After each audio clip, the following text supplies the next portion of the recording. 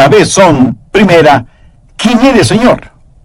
Y segunda, Señor, ¿qué quieres que haga? Esas son dos extraordinarias preguntas. Y el apóstol Pablo invirtió el resto de su vida encontrando las respuestas a esas preguntas. ¿Quién es Jesús? ¿Y qué es lo que Jesús quería que él hiciera? Leí acerca de un joven marinero que hizo su primer viaje a bordo de un destructor, cruzando el océano. El entrenamiento de este joven marinero era impecable, por lo que le asignaron la tarea de sacar ese buque de guerra del muelle y llevarlo de regreso a los Estados Unidos. Era la primera vez que le habían asignado un trabajo tan importante y él quería hacerlo bien. Era un joven marinero muy inteligente, así que en un momento la cubierta del buque se llenó de actividad. El joven da órdenes por aquí y órdenes por allá, y todo se movía con la precisión de un reloj suizo. Y a pesar de lo difícil que es la maniobra de sacar del muelle un buque tan grande, lo hicieron muy bien y en un tiempo récord. De pronto le dijeron al joven marinero que tenía un mensaje del capitán. Y le pareció extraño, porque era un mensaje impreso. Pero lo leyó, y esto es lo que decía el mensaje. Joven, ha realizado un excelente trabajo. Lo ha hecho velozmente, todo de acuerdo a las normas y reglamentos. Pero hay una regla no escrita que no tomó en cuenta. La próxima vez que saque un buque del muelle, asegúrese de que el capitán está a bordo. Este joven marinero hizo todo muy bien, pero dejó al capitán en tierra. Quiero decirle, mi amigo, que no importa cuán inteligentes sean sus planes o cuán capaz sea usted, antes de navegar hacia algún lado, asegúrese de que el capitán esté a bordo. Asegúrese de saber cuál es la voluntad de Dios. Ahora, ¿cómo saber la voluntad de Dios? Busque Jeremías 10, verso 23. Ni del hombre que camina es el ordenar sus pasos. De la vida de Saulo, quien más tarde fue el apóstol Pablo, podemos aprender por lo menos 3 cosas, y oro que el Espíritu Santo de Dios las grabe en su corazón. Primero, una guía es prometida. ¿Y qué bendición es esta? Dios ha prometido guiar. Mire Hechos 9, la parte final del verso 6. Y el Señor le dijo, levántate y entra en la ciudad, y se te dirá lo que debes hacer. No creo que Jesús pudo haberle dado una mejor promesa que esta. Y usted dirá, pastor, eso es lo que el Señor le dijo a Saulo, pero no me lo ha dicho a mí. Déjeme darle algunos versículos. Efesios 2:10. Porque somos hechura suya, creados en Cristo Jesús para buenas obras, las cuales Dios preparó de antemano para que anduviésemos en ellas. ¿Qué es lo que esto significa? Que Dios tiene un plan para su vida. Salmo 37:23. Por Jehová son ordenados los pasos del hombre, y él aprueba su camino. Salmo 32:8. Te haré entender y te enseñaré el camino en que debes andar. Sobre ti fijaré mis ojos. ¿No es esa una hermosa promesa? Y ahora Isaías 58:11. Jehová te pastoreará siempre. Proverbios 3, versos 5 y 6. Fíate de Jehová de todo tu corazón, y él enderezará tus veredas. Mi amigo, la voluntad de Dios viene a nosotros de 3 formas. Primero, viene como su voluntad soberana. La voluntad soberana de Dios siempre se realiza. Nadie puede cambiarla ni detenerla. Dios es Dios y realiza lo que desea hacer, porque no hay nadie que pueda oponerse a su voluntad. La voluntad de Dios es misteriosa, es desconocida. Ni usted ni yo podemos conocerla. Solamente Dios la conoce. Deuteronomio 29:29 dice, las cosas secretas pertenecen a Jehová nuestro Dios, mas las reveladas son para nosotros y para nuestros hijos para siempre. Las cosas secretas pertenecen a Dios. Usted será una persona mucho más feliz si renuncia a ser Dios y deja que Dios sea Dios. Hay ciertas cosas que usted nunca entenderá, sino hasta cuando llegue al cielo, si es que es salvo. Y cuando esté allá, le aseguro que ya no tendrá interés en saberlas. Las cosas secretas pertenecen a Dios. Esa es la voluntad soberana de Dios. En segundo lugar está la voluntad moral de Dios. Hay ciertas cosas que Dios dice que son correctas y otras que son incorrectas. Por ejemplo, el robo, la fornicación, el asesinato, el orgullo, la mentira son cosas incorrectas. En cambio, el amor, la justicia, la honestidad, la pureza, la bondad, el respeto, la consideración son cosas correctas. Esta es la voluntad moral de Dios y no va a cambiarla para mí, ni va a cambiarla para usted. Son normas fijas de lo bueno y lo malo, porque Dios así lo ha decretado. ¿Estamos de acuerdo? La voluntad moral de Dios la encontramos en la palabra de Dios, sin titubeos, sin tartamudeos, ni apologías, ni vacilaciones. Dios dice, esto es bueno o esto es malo. Es la voluntad moral de Dios y no la va a cambiar absolutamente por nadie. En tercer lugar, está la voluntad particular de Dios. Esto es, la voluntad especial de Dios para usted o para mí. Dios tuvo una voluntad especial para Saulo. Por ejemplo, mire en Hechos 9:15. El Señor le dijo, ve, porque instrumento escogido me es este para llevar mi nombre en presencia de los gentiles y de reyes y de los hijos de Israel, porque yo le mostraré cuánto le es necesario padecer por mi nombre. Dios tuvo un plan muy especial para este hombre. Pablo sería un apóstol a los gentiles. Era un vaso escogido. Verá, eso es muy importante para mí. Dios lo escogió en forma muy particular para que sea un vaso especial. Y Dios tiene una voluntad especial para cada uno de nosotros. Por ejemplo, fue la voluntad soberana de Dios que un hombre llamado Adrian Rogers sea parte de los elegidos de Dios. ¡Aleluya! Yo francamente no lo entiendo, pero me regocijo. Es la voluntad soberana de Dios. En forma soberana, Dios derramó su amor sobre mí y me salvó, y agradezco a Dios por eso. Y luego fue la voluntad moral de Dios que yo me casara con una cristiana. La Biblia dice que no debemos unirnos en yugo desigual con los incrédulos. Por lo tanto, sé que Dios tiene una voluntad moral para que, si me case con una creyente en el Señor Jesucristo. Y para mí, Dios tuvo una voluntad particular. Y su nombre es Joyce. ¿Lo ve? La voluntad soberana de Dios trabajó en mi vida. La voluntad moral de Dios estuvo en mi esposa. Sabía que quería casarme con una muchacha cristiana. Y cuando iba a dejar a casa a Joyce después de haber estado en la iglesia o después de algún juego de fútbol en la universidad, al regresar a mi casa oraba, oh Dios, quisiera casarme con Joyce. Y creo con todo mi corazón que Dios contestó mi oración porque estaba dentro de su voluntad. Y Dios me dio esa maravillosa y especial mujer para que sea mi esposa. Dios tiene un plan para su vida. Dios tiene una voluntad particular para su vida. El por qué Dios está interesado en usted o en mí solo muestra la grandeza de su amor. Somos menos que una partícula de polvo en el océano de la existencia y sin embargo, Dios nos conoce. Él sabe nuestras idas y venidas, sabe cuando nos sentamos y cuando nos ponemos de pie. Aún los cabellos de nuestra cabeza están contados. Y Dios no solo que nos ama, sino que también cuida de nosotros. Un niño comenzó a orar el Padre Nuestro y dijo, Padre nuestro que estás en los cielos, ¿cómo es que sabes mi nombre? Se imagina, Él sabe nuestro nombre.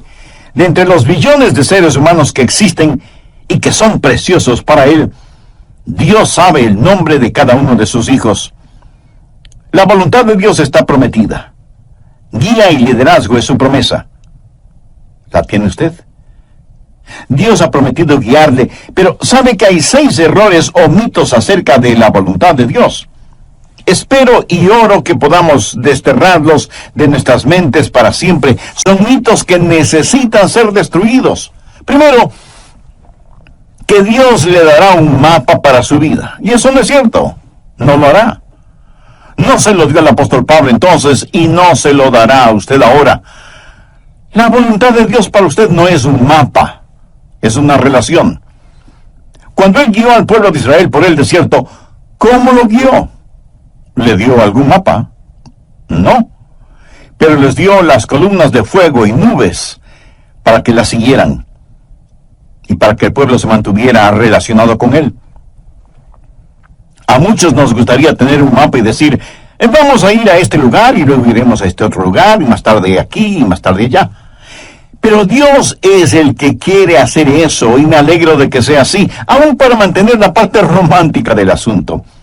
De otra manera, todo carecería de emoción y hasta de sentido de reverencia y temor, si supiéramos lo que mañana tiene para nosotros. Cuando estudiaba en la universidad, un día otro joven que se estaba preparando para ir al pastorado se sentó junto a mí y me dijo, Adrián, ¿sabes lo que hice la semana pasada? Le dije que no lo sabía. Y él prosiguió, estuve en Memphis, en Tennessee, y fui a ver al Dr. Lee.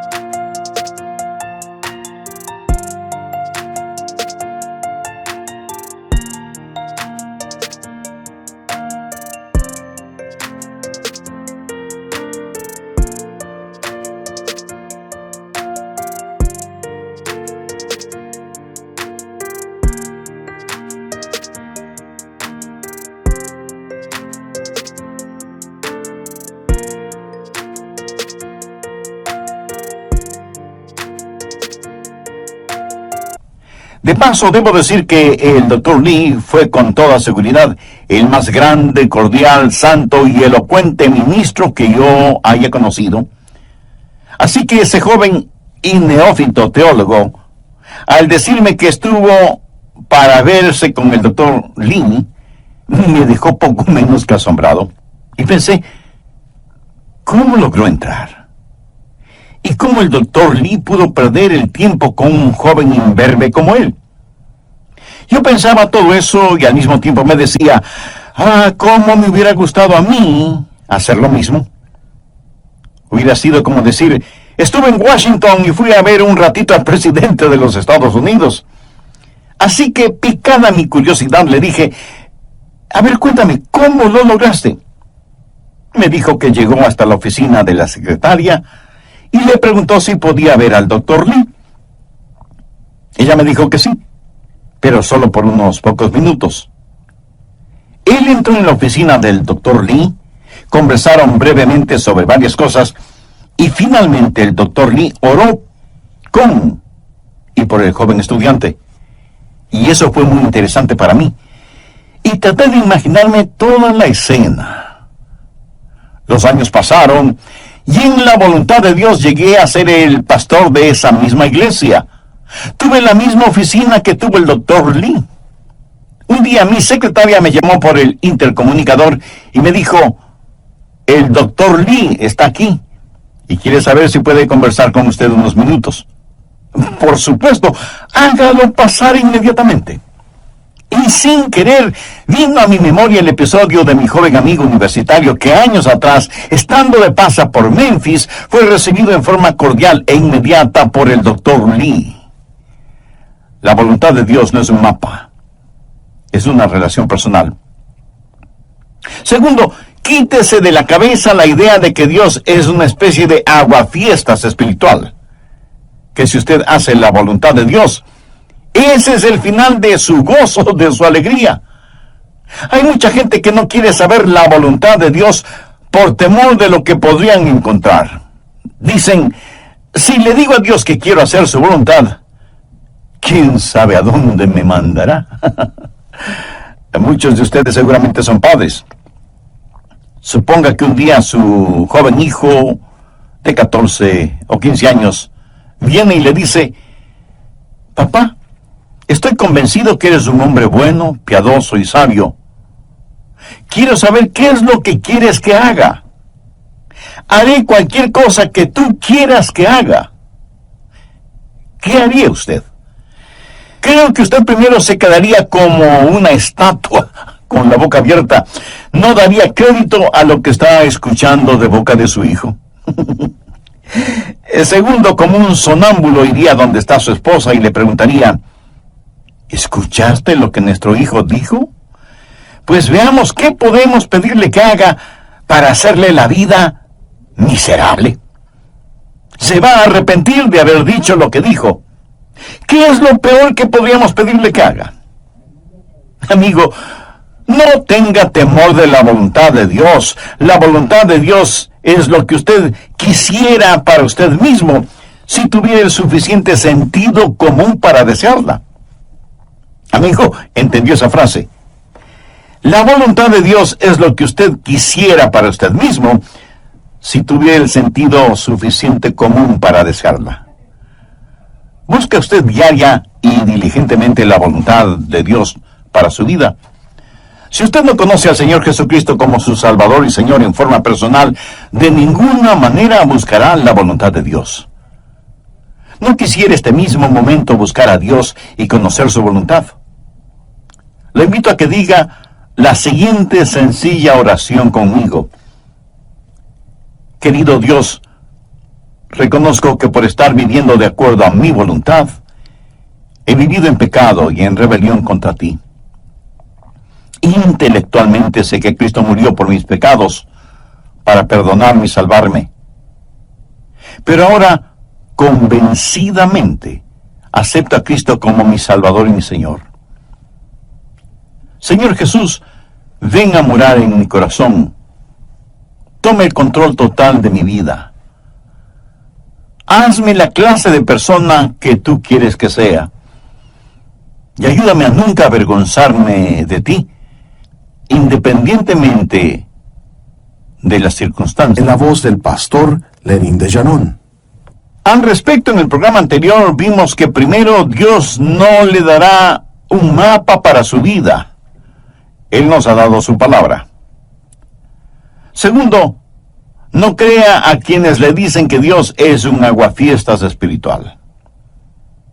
Tercero, deje de pensar que Dios habla solo a cierta categoría de personas, o que Dios revela su voluntad solo a pastores o misioneros, o a la gente que trabaja en la iglesia, o cosas por el estilo. Pero que Dios no tiene una voluntad para personas comunes y corrientes. Dios tiene una voluntad para cada vida. Así que deje de pensar que la voluntad de Dios es solo para determinadas personas. Cuarto, cuando Dios le muestra su voluntad para su vida, pudiera ser que tenga o no alguna dramática experiencia, como la del apóstol Pablo en el camino a Damasco. ¿Recuerda cuando Dios le habló a Elías en la montaña y soplaba el viento? Dios no estuvo en el viento, ni en el fuego, ni en el terremoto. Y leemos en Primera de Reyes capítulo 19, el verso 12, y tras el fuego, un silbo apacible y delicado. Ahora algunas veces Dios habla en los terremotos o en el fuego. El apóstol Pablo tuvo una especie de terremoto espiritual en su camino a Damasco. Pero usted deje que Dios sea Dios en su vida. Dios habla apaciblemente a algunas personas y a otras Dios tiene que llamarles fuertemente la atención. Quinto, otro mito que debemos sacarlo del corazón y mente es el creer que Dios muestra su voluntad solo a gente joven, pero no a gente mayor. Siempre les estamos diciendo a los jóvenes que deben buscar la voluntad de Dios para sus vidas. Escuche, quiero decirle que usted, sea que tenga 9 años de edad o 90 años de edad, usted debe buscar la voluntad de Dios para su vida.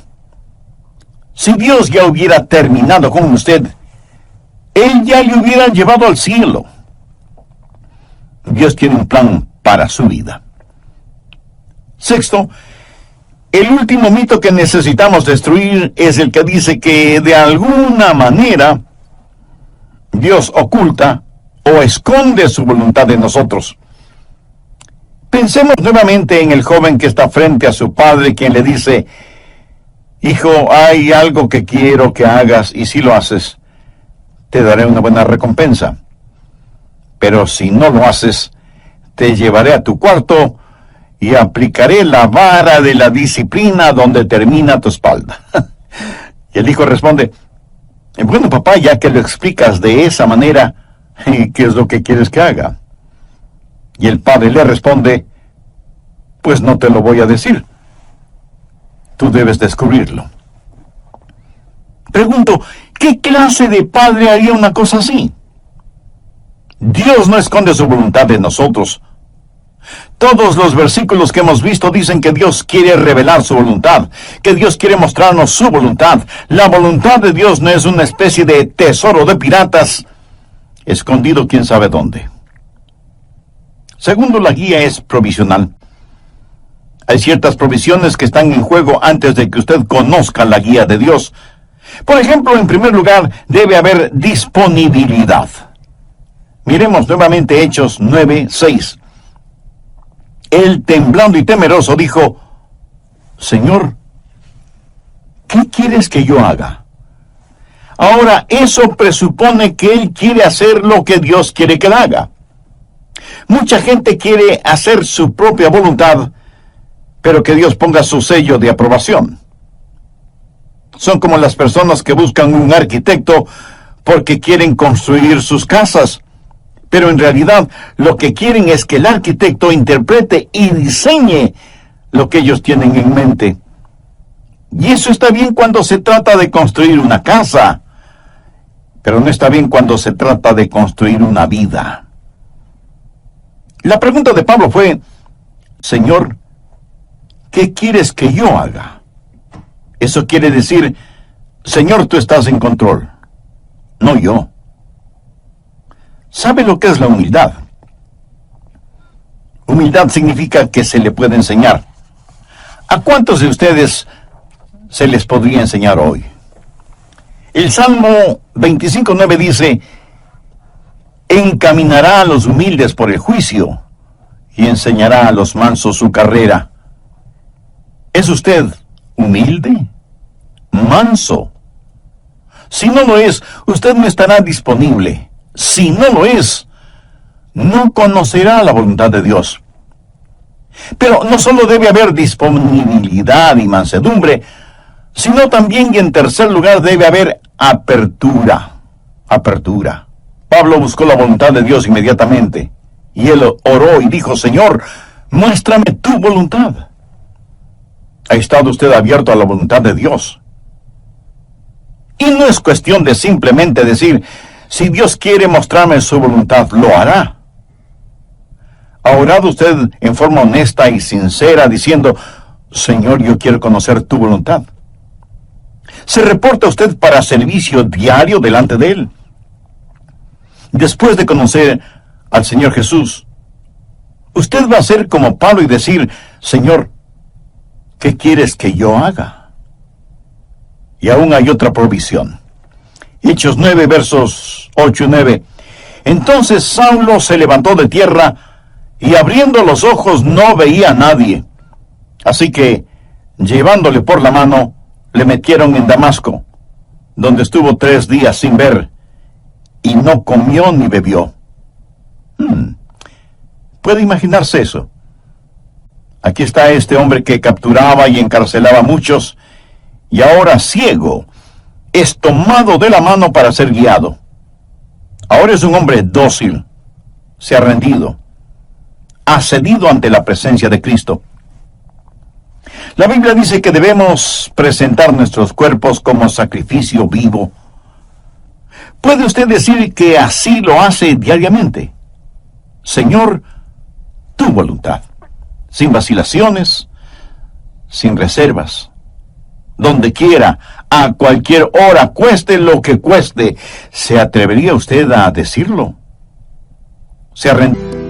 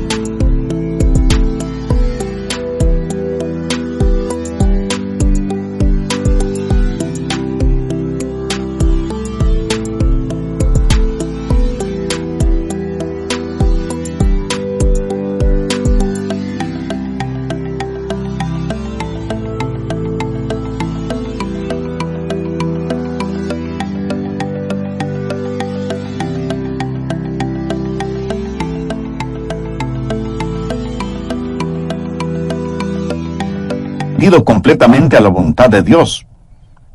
Decimos, Señor, yo quiero conocer tu voluntad. Está listo para hacerla si Dios le mostrara su voluntad. Tercero, es una guía práctica. Dios nos ha dado formas muy prácticas para que podamos conocer su voluntad, y están aquí en su palabra. Una de las formas de conocer la voluntad de Dios es por medio de los milagros. Miren lo que le sucedió a Saulo. Estando en el camino rumbo a Damasco, cuando repentinamente le rodeó un resplandor de luz del cielo, y cayendo en tierra, oyó una voz que le decía, Saulo, Saulo, ¿por qué me persigues? Dios puede hablarle a usted por medio de visiones, o por medio de sueños, o por medio de una voz audible. Dios puede hablarle y guiarle por medio de un milagro. Y me apresuro en decir que normalmente Él no nos guía con milagros, pero de vez en cuando lo hace. Ahora, toda vez que tenemos la Biblia completa, esa clase de milagros no son necesarios en la actualidad, y no es la forma normal de Dios para guiarnos. Pero lo menciono porque está en la palabra de Dios. Pero si usted tiene una visión, o un milagro, o un sueño, o lo que sea, será mejor que las compare con las otras cosas que voy a mencionar para ver si encajan unas con otras. Y no es una mera autosugestión. En segundo lugar, Dios le hablará y le guiará por medio de su palabra. Y si usted pregunta, ¿le guió Dios a Pablo con su palabra? Amigo, es mejor que lo crea. Verá, primero, él era un rabí y conocía muy bien la palabra de Dios, el Antiguo Testamento. Segundo, hace poco él había escuchado un sermón en los labios de uno de los más grandes evangelistas de entonces, un hombre ungido y lleno del Espíritu Santo cuyo nombre fue Esteban. Y cuando el Santo Dios le habló a Saulo, le dijo, dura cosa te es dar coces contra el aguijón. Pablo estaba lleno de la palabra de Dios, y es la palabra de Dios la que guía. Anote al margen el siguiente versículo, Salmo 119, 115. Lámpara es a mis pies tu palabra, y lumbrera mi camino. Mucho de la voluntad de Dios para su vida se encuentra en la Biblia, mi estimado amigo. Por ejemplo, la voluntad de Dios es que usted no se case con una persona no creyente, así lo dice su palabra. Si usted está saliendo seriamente con una persona que no es salva, entonces, ¿por qué lo hace si sabe que no puede casarse con esa persona? Muchas veces usted conoce la voluntad de Dios al leer la Biblia y dice, bueno, Dios me está guiando a que me divorcie de mi cónyuge y me case con otra persona. Mi amigo, esa es una ignominiosa mentira, es una mentira atrevida. Y es una absurda arrogancia de su parte el orar y pedir que Dios le muestre su voluntad cuando ya se la ha mostrado con su palabra. ¿O se considera usted una persona súper especial, a la cual Dios le concederá algo que está en contra de lo que Él mismo ha establecido en su palabra? Piénselo. En tercer lugar, Dios le guiará por medio de su gente, los hijos de Dios. Veamos Hechos 9, los versos del 10 al 13. Había entonces en Damasco un discípulo llamado Ananías, a quien el Señor dijo en visión: Ananías. Y él respondió: heme aquí, Señor. Y el Señor le dijo: levántate, y ve a la calle que se llama Derecha, y busca en casa de Judas a uno llamado Saulo, de Tarso, porque he aquí, él ora, y ha visto en visión a un varón llamado Ananías, que entra y le pone las manos encima para que recobre la vista. Entonces Ananías respondió: Señor, he oído de muchos acerca de este hombre, cuántos males ha hecho a tus santos en Jerusalén. Cuando Dios le habló a Saulo y le dijo que le mostraría su voluntad, Dios también habló a Ananías y lo utilizó para confirmar su voluntad en la vida de Saulo. En Proverbios 24:6 leemos: en la multitud de consejeros está la victoria. ¿Qué quiere decir eso? Que cuando Dios le habla a usted acerca de algo, muchas veces Dios lo confirmará por medio de alguien más. Mateo 18:16 dice: toma aún contigo a uno o dos, para que en boca de 2 o 3 testigos conste toda palabra. No sea ni orgulloso ni arrogante pensando que usted no necesita el consejo de otras personas. Otra manera en que Dios confirma su voluntad para usted es por medio del Espíritu Santo. Hechos 9:17 dice: fue entonces Ananías y entró en la casa, y poniendo sobre él las manos dijo: hermano Saulo, el Señor Jesús, que se te apareció en el camino por donde venías, me ha enviado para que recibas la vista y seas lleno del Espíritu Santo. Y desde ese momento el Espíritu de Dios estuvo guiando a Saulo, quien más tarde escribió a los romanos: porque todos los que son guiados por el Espíritu de Dios, estos son hijos de Dios. Y en Gálatas 5:18, Pablo dice: pero si sois guiados por el Espíritu, no estáis bajo la ley. El Espíritu de Dios le guiará. Déjeme decirle cómo el Espíritu Santo le guiará. Si alguna vez ve a alguna persona con convulsiones, seguramente está controlada por el diablo. Dios no grita y Dios no empuja. Dios susurra y guía. Él guía a sus ovejas.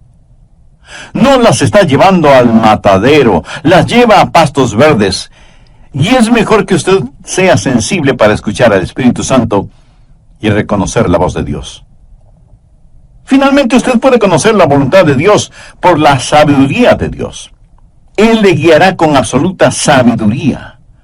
Note lo que dice Hechos 9:20 al referirse a Saulo. Enseguida predicaba Cristo en las sinagogas, diciendo que este era el Hijo de Dios. Este hombre, Saulo, comenzó a predicar de inmediato.